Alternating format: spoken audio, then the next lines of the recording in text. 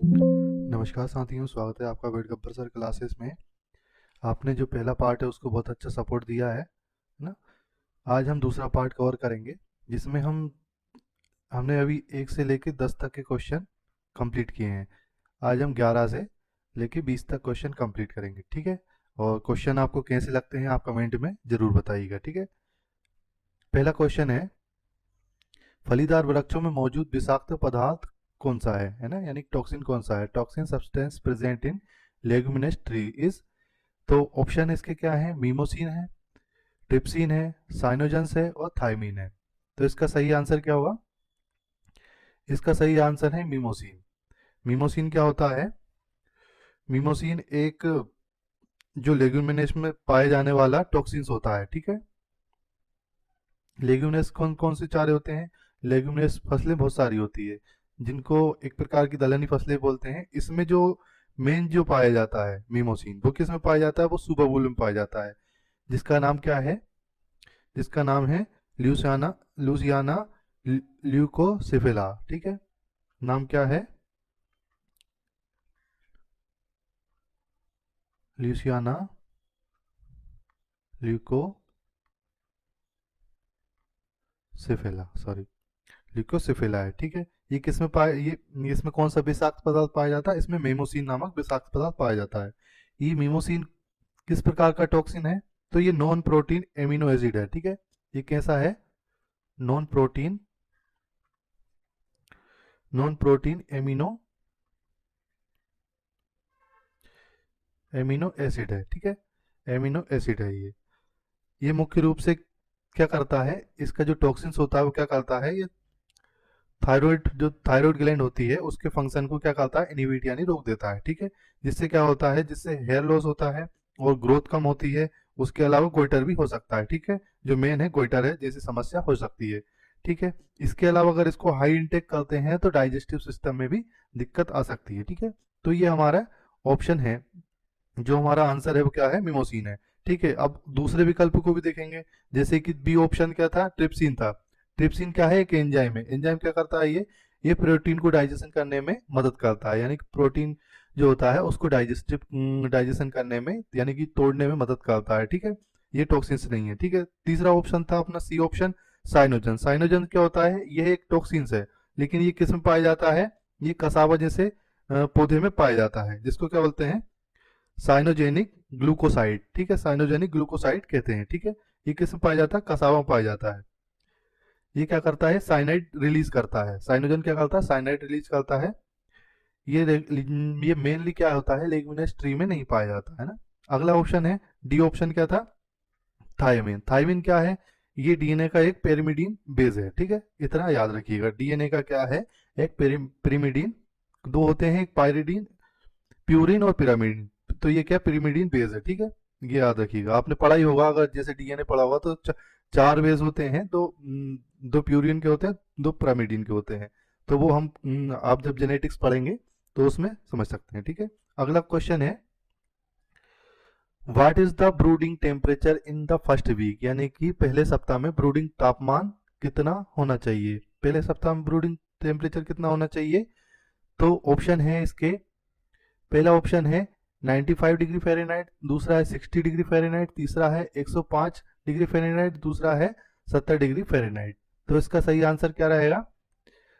इसका सही आंसर है 95 डिग्री फ़ारेनहाइट। इसका आंसर क्या है? 95 डिग्री फ़ारेनहाइट सही आंसर है ना। 95 डिग्री फ़ारेनहाइट डिग्री होना चाहिए, है ना। अब ये सबसे पहले समझते हैं ब्रूडिंग क्या होती है। आपने क्लास में पढ़ा होगा ब्रूडिंग। ब्रूडिंग क्या होती है? ब्रूडिंग होती है जो छोटे चूजे होते हैं उनको कृत्रिम गर्मी देकर उनके शरीर के लिए उचित तापमान बनाए रखना। कैसा? जो छोटे चूजे होते हैं, छोटे चूजों में कृत्रिम गर्मी गर्मी देना, यानी कि कृत्रिम गर्मी प्रदान करना। अब इनमें जो कृत्रिम गर्मी होती है वो क्यों दी जाती है? क्योंकि ये पहले सप्ताह में क्या करते हैं, जो चूजे होते हैं वो तापमान को रेगुलेट नहीं कर पाते, यानी कि उसको नियमन नहीं कर पाते, जिसकी वजह से क्या होता है? इनको टेम्परेचर देना बहुत आवश्यक होता है। तो पहले सप्ताह में कितना देते हैं, फर्स्ट वीक में देते हैं 95 डिग्री फ़ारेनहाइट। सेकेंड वीक में कितना देंगे, सेकेंड वीक में इसमें 5 कम कर देंगे, ठीक है। सेकेंड वीक में क्या करेंगे, 5 डिग्री फ़ारेनहाइट कम करेंगे, यानी कि 90 डिग्री फ़ारेनहाइट। थर्ड वीक में कितना करेंगे, आपने पढ़ा ही होगा, 85 डिग्री फ़ारेनहाइट। और चौथे वीक में क्या करेंगे, और कम कर देंगे, यानी कि 80 डिग्री फ़ारेनहाइट ना। तो ऐसे कम करते जाते हैं। कब तक कम करते हैं, 70 डिग्री तक कम करते हैं इसको, 70 डिग्री फ़ारेनहाइट तक लाना होता है ना, ताकि ये जब तक बड़े होते हैं तो अपना टेम्परेचर रेगुलेट कर पाए ना। अगर तापमान कम होगा, तो तापमान अगर कम होगा तो क्या होता है, चूजे सिमट कर एक जगह आ जाएंगे। जैसे कि ये सेंटर है, यहाँ पे अगर बल्ब नहीं लगा है तो आसपास के ये चूजे हैं, ये क्या करते हैं, पास आ जाते हैं। अगर टेम्परेचर कैसा होगा, टेम्परेचर कम होगा, और टेम्परेचर अगर ज़्यादा होगा तो ये सब कोनों में भगेंगे, ठीक है। टेम्परेचर ज़्यादा होगा तो क्या होगा, ये सेंटर में ना आके कोनों में भगेंगे और ये अपने पंखे फैलाएंगे, प्यासे होगा कॉर्नर में चले जाएंगे, ठीक है। ध्यान रखना ये बात को। तो ये हमारा 12वां नंबर का क्वेश्चन कंप्लीट हुआ। ये जो क्वेश्चन है ये 2017 के प्रीवियस ईयर के क्वेश्चन है। ऐसे ही हम 2017, 2000, उसके बाद 21 हुआ था पेपर, 22 भी हुआ था, 23 और 24 का ये कंप्लीट हो गए थे। तो ये हम एक PYQ सीरीज में हम कंप्लीट कराएंगे, तो आपको बहुत अच्छे क्वेश्चन लगेंगे और आपके जो आने वाले एग्जाम है उसमें भी हेल्प करेंगे, ठीक है। अगला क्वेश्चन है, Indian grassland and fodder research institute is located at, यानी कि भारतीय चारागाह एवं चारा अनुसंधान संस्थान कहाँ स्थित है, ठीक है। कहाँ स्थित है, ऑप्शन है दिल्ली, झांसी, करनाल और बेंगलोर। क्या है ऑप्शन, दिल्ली है, झांसी है, करनाल है और बेंगलोर है। तो इसका सही आंसर क्या रहेगा, इसका सही आंसर है झांसी, ठीक है। इसका सही आंसर क्या है, झांसी है। यानी कि जो हमारा भारतीय चारागाह एवं चारा अनुसंधान संस्थान है वो कहाँ पे है, झांसी में है, ठीक है। अब इसको समझते हैं कि झांसी में जो चारा अनुसंधान संस्थान है इसके कार्य क्या है। इसके मुख्य कार्य क्या है, ग्रासलैंड डेवलपमेंट, यानी कि हिंदी में लिखते हैं चारागाहों का सुधार, यानी कि जो चारागाह होते हैं उनका सुधार करना होता है। दूसरा है चारा फसलों पर शोध, जो चारा फसलें होती हैं, चारा फसलों पर शोध। तीसरा है फोडर सीड प्रोडक्शन, यानी कि जो चारा होते हैं उनके जो बीज होते हैं उनका प्रोडक्शन, यानी कि चारा बीज उत्पादन, ठीक है। और अगला है जो लाइव स्टॉक प्रोडक्टिविटी होती है उसको बढ़ाने के लिए, लाइव स्टॉक प्रोडक्टिविटी को बढ़ाने के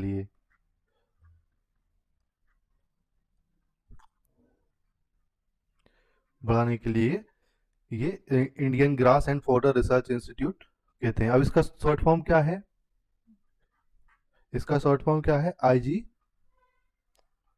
IGFRI, ठीक है। इसको क्या बोलते हैं, Indian grassland and fodder research institute, ठीक है। नाम भी याद रखिएगा, जैसे ICR हो गया और NDRI हो गया, बहुत सारे नाम हैं, तो ये शॉर्ट फॉर्म नाम रखना जरूरी होता है क्योंकि ज़्यादातर शॉर्ट फॉर्म पूछ ली जाती है कभी कभी। अब जो हमारे बाकी ऑप्शन थे, जैसे कि दिल्ली ऑप्शन था, तो दिल्ली में क्या है, दिल्ली में ICR का हेडक्वार्टर है, ठीक है। करनाल में क्या है, करनाल में आपको पता ही है NDRI है, नेशनल डेयरी रिसर्च इंस्टीट्यूट है, ठीक है। और बेंगलोर में क्या है, बेंगलोर में है national institute of animal nutrition and physiology, यानी कि इसको बोलेंगे NIANP,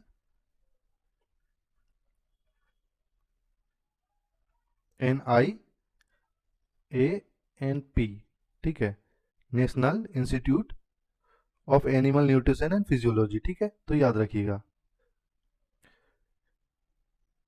अब अगला क्वेश्चन है, प्रेगनेंसी इज मेंटेन्ड बाय, गर्भावस्था किसके द्वारा बनाए रखी जाती है। तो गर्भावस्था किसके द्वारा बनाई रखी जाती है, ऑप्शन है कार्पस ल्यूटियम, दूसरा है फॉलिकल, तीसरा है ओवरीज, चौथा ऑप्शन है टेस्टिस। तो टेस्टिस तो नहीं होगा, है ना ही ओवरी होगा, ठीक है। तो इसका सही आंसर है कार्पस लूटियम। ठीक है, सही आंसर क्या है? कार्पस लूटियम है। ठीक है, इसका सही आंसर क्या है? Corpus luteum. गर्भावस्था को बनाए रखने के लिए सबसे महत्वपूर्ण हार्मोन कौन सा होता है? तो कौन सा होता है? प्रोजेस्टेरोन होता है। कौन सा होता है? प्रोजेस्टेरोन। प्रोजेस्टेरोन होता है। अब ये प्रोजेस्टेरोन होता है, ये निकलता कहाँ से है? तो ये निकलता है कार्पस लूटियम से, निकलता है कार्पस लूटियम से, कार्पस लूटियम से निकलता है।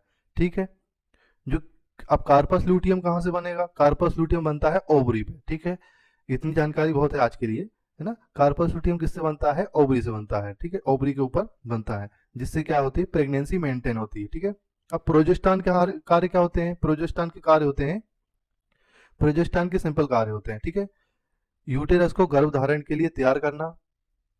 क्या करता है? यूटेरस को गर्भ धारण के लिए तैयार करना। इंडोमेट्रियम को रिसेप्टिव बनाता है। इंडोमेट्रियम जो यानी कि जो यूटेरस की अंदर की लेयर है ना, उसको क्या बनाता है? रिसेप्टिव, यानी कि कंसीव हो जाए और बच्चा उस पर ठहर जाए, यानी कि उसके लिए वातावरण बनाता है, वातावरण उसी प्रकार का डेवलप करता है। ठीक है, दूसरा कार्य क्या है? यूटेराइन कॉन्ट्रेक्शन को रोकना, यानी कि जो बच्चेदानी होती है उसमें संकुचन होता है, उसको रोकता है। ठीक है, ताकि भ्रूण सुरक्षित रहे। ठीक है, अगर बच्चा सुरक्षित रहेगा तो उसके लिए यूटेराइन कॉन्ट्रैक्शन का रोका जाना बहुत जरूरी है। अगला है मेमोरी ग्लैंड को सक्रिय करना। मेमोरी ग्लैंड को क्या करता है? सक्रिय करता है, जिससे क्या होता है? लेक्टेशन, लेक्टेशन के लिए तैयार करती है मेमोरी ग्लैंड को। ठीक है, इसलिए इसे अक्सर क्या क्या कहते हैं? प्रेगनेंसी मेंटेन हार्मोन भी कहते हैं, यानी कि प्रोजेस्टेरोन को क्या बोलते हैं? प्रेगनेंसी मेंटेन हार्मोन कहते हैं, है ना। तो आप इसका आंसर क्या है? कार्पस ल्यूटियम है। ठीक है, अब दूसरे ऑप्शन क्या थे? दूसरा ऑप्शन था एक फॉलिकल हो गया। फॉलिकल को, फॉलिकल किससे बनता है?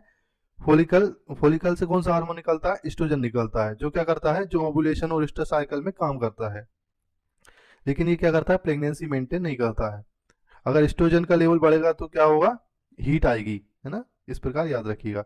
दूसरा ऑप्शन है ओवरी। तो ओवरी तो कार्पस ल्यूटियम का स्थान है। ठीक है, प्रेगनेंसी मेंटेन नहीं करती है ये। और चौथा ऑप्शन क्या था? टेस्टिस। टेस्टिस किस में पाया जाता है? नर में पाया जाता है। तो यहाँ तक इसको याद रखिएगा।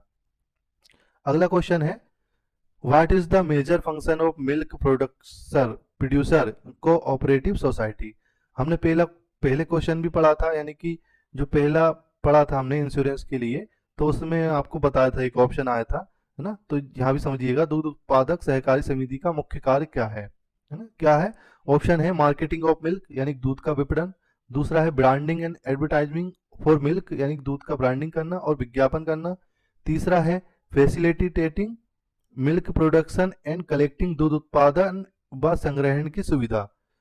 चौथा ऑप्शन है वैल्यू एडिशन ऑफ मिल्क, दूध का मूल्य संवर्धन, यानी कि मूल में, दूध में कुछ वैल्यू एड करना। ठीक है, तो इसका सही आंसर क्या रहेगा? इसका सही आंसर है मार्केटिंग ऑफ मिल्क, यानी कि दूध का विपणन। ठीक है, याद रखिएगा। अब इसमें क्या होता है?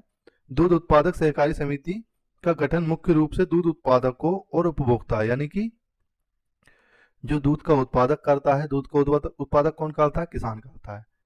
दूध का उत्पादन कौन करता है? किसान करता है।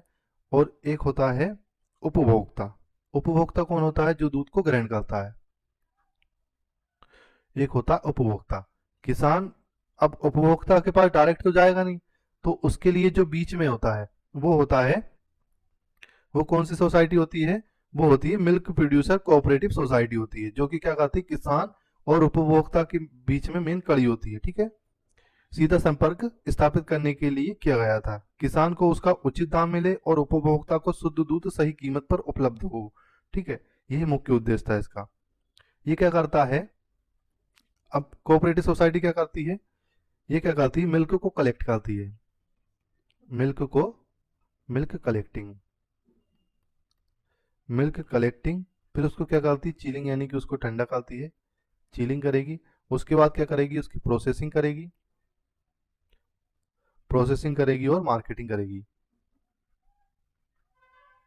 मार्केटिंग करेगी। जिससे क्या होगा? जिससे जो उपभोक्ता है उसको शुद्ध दूध मिलेगा। ठीक है, इतना याद रखिएगा। दूसरे ऑप्शन है, ये क्या करता है? ये जो अमूल मॉडल था उसके ऊपर डिपेंड करता है ना। जो दूसरा दो है, अमूल मॉडल उस पर डिपेंड करता है, ठीक है। तो इसके अदर जो ऑप्शन है, branding and advertising for milk, दूध का ब्रांडिंग और विज्ञापन, तो ये क्या करता है, ये फेडरेशन का काम होता है। फेडरेशन कौन होती है, स्टेट लेवल पे बड़ी बड़ी कंपनी होती है, जैसे कि अमूल की भी है, अमूल जो दूध बेचती है, ठीक है, सांची हो गई, इस प्रकार की कंपनी होती है, ठीक है। तीसरा ऑप्शन था facilitating milk production and collection, दूध उत्पादन और संग्रहण की सुविधा।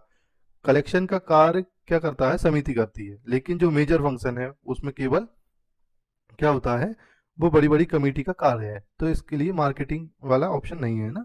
और वैल्यू एडिटिंग, वैल्यू एडिटिंग में क्या होता है, जो बड़ी बड़ी कंपनी होती है, जैसे कि पनीर बनाती है, दही बनाती है, घी बनाती है ना, इस प्रकार के बड़े बड़े प्लांट लगते हैं, तो ये ऑप्शन भी नहीं है, ठीक है। तो इसका पहला आंसर था मार्केटिंग ऑफ मिल्क, ठीक है। अगला क्वेश्चन है, choose the system used to measure the total energy volume of the feed for forage, यानी कि फीड और फोरेज, यानी कि भोजन या चारे की कुल ऊर्जा मापने के लिए कौन सी प्रणाली का उपयोग किया जाता है। ये जो भोजन होता है उसकी जो कुल ऊर्जा एनर्जी होती है, यानी कि कुल ऊर्जा मापने के लिए कौन सी प्रणाली यूज होती है। तो इसमें ऑप्शन है digestive crude protein, digestible ether extract, यानी, और तीसरा ऑप्शन है टोटल डाइजेस्टिबल न्यूट्रिएंट, और तीसरा ऑप्शन है टोटल डाइजेस्टिबल न्यूट्रिएंट्स, और चौथा ऑप्शन है बायोलॉजिकल वैल्यू। तो इसका सही आंसर क्या है, इसका सही आंसर है TDN, ठीक है, टोटल डाइजेस्टिबल न्यूट्रिएंट्स, यानी कुल पचने योग्य भोजन, ठीक है। अब इसमें हम समझेंगे कि जो TDN है वो कैसे कार्य करता है। तो क्या कहता है, TDN एक ऐसी प्रणाली है जो बताती है कि चारे से पशु को कितने पोषक तत्व वास्तविक रूप से पचकर ऊर्जा के रूप में मिल पाएंगे, ठीक है। ये कार्बोहाइड्रेट, प्रोटीन और फैट का क्या होता है, मिक्स मिक्स सभी को कंबाइन करके एक ऊर्जा के रूप में इकाई बता देता है, ठीक है। इसलिए TDN को हम क्या कहते हैं, total energy value of feed, है ना। अब दूसरे ऑप्शन को भी देखेंगे, जैसे कि डाइजेस्टिबल क्रूड प्रोटीन हो गया, पचने योग्य कच्चा प्रोटीन, तो इसमें इसमें क्या करते हैं, सिर्फ प्रोटीन की उपलब्धता बताते हैं, ये एनर्जी का पूरा मूल्यांकन नहीं करता, इसलिए ये गलत है, ठीक है। बी ऑप्शन क्या था, डाइजेस्टिबल ईथर एक्सट्रैक्ट, तो ये जो फैट का फ्रैक्शन होता है उसको, यानी कि जो पचने योग्य होता है फैट, उसको बताता है, लेकिन ये भी सही तरीका नहीं है। ये सी ऑप्शन है TDN, ये सही आंसर है ना।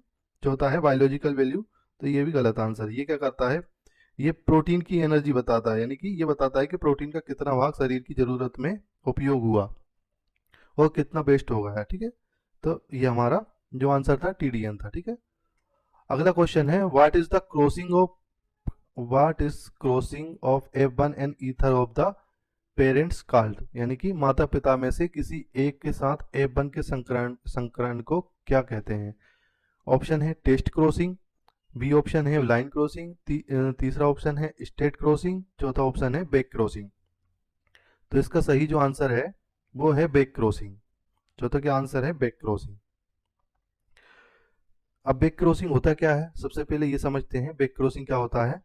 तो बैक क्रॉसिंग होता है जब दो अलग अलग प्योर लाइन, यानी कि T1 एंड T2, ठीक है, इनको जो क्रॉस कराया जाता है तो क्या बनता है, F1 बनता है ना, F1 बन गया। अब F1 बन गया तो इसमें क्या होगा, अगर वापस से रिसेसिव, ये होता है रिसेसिव और ये होता है डोमिनेंट, एक डोमिनेंट होता है एक रिसेसिव होता है, तो रिसेसिव से हम मिलवाते हैं तो उसको क्या बोलते हैं, बैक क्रॉस बोलते हैं। अगर इससे मिलवाएंगे, अगर इससे मिलाएंगे, यानी कि अगर डोमिनेंट से मिलाएंगे तो क्या हो जाएगा, ये हो जाएगा टेस्ट क्रॉस, ठीक है। तो आपको ये याद रखना है कि क्या होता है ना, क्रॉस कर दिया जाए तो इसे कहा जाता है बैक क्रॉसिंग, ठीक है। दूसरे ऑप्शन क्या है, टेस्ट क्रॉसिंग, जो भी आपको बताया था, है ना, यानी कि ए जो ऑप्शन था टेस्ट क्रॉसिंग था, तो टेस्ट क्रॉसिंग आपको बता दिया, है ना। अगला ऑप्शन है बी ऑप्शन क्या था, लाइन क्रॉसिंग, इसमें दो अलग अलग लाइन या वेराइटी को क्रॉस किया जाता है। किसको किया जाता है, इसमें लाइन लाइन या वेराइटी, जो लाइंस होती है या वेराइटी होती है, उनको क्रॉस किया जाता है, ठीक है। सी ऑप्शन था स्ट्रेन क्रॉसिंग, यानी कि नस्ल संकरण, स्ट्रेन क्रॉस का मतलब दो अलग अलग स्ट्रेन या ब्रीड का संकरण करवाना होता है, ठीक है। तो ऐसे याद रखिएगा। अब 18वां क्वेश्चन है, for amputation of horn which of the following nerve is blocked. सींग काटने, सींग अंग विच्छेदन के दौरान कौन सी नर्व को ब्लॉक किया जाता है? तो पहला ऑप्शन है कॉर्नुअल नर्व, दूसरा होता है लिंगुअल नर्व, तीसरा ऑप्शन है ऑप्टिकल नर्व, चौथा ऑप्शन है नेजल नर्व। ठीक है, तो इसका सही आंसर क्या है? इसका सही आंसर है कॉर्नुअल नर्व। इसका सही आंसर क्या है? Cornual nerve. जब हम हॉर्न इम्पुटेशन यानी कि हॉर्न को काटेंगे, तो उससे पहले क्या, हॉर्न को काटेंगे या डिहॉर्निंग करेंगे, तो जानवर को दर्द से बचाने के लिए सबसे पहले क्या देते हैं, उसमें लोकल एनेस्थीसिया देते हैं।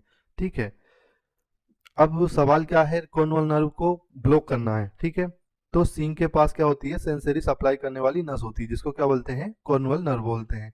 ये कौन सी नर्व होती है? ट्राइजेमिनल नर्व होती है। ट्राइजेमिनल नर्व होती है। ट्राइजेमिनल नर्व की मैक्सिलरी ब्रांच की नर्व होती है कॉर्नुअल नर्व। क्या होती है?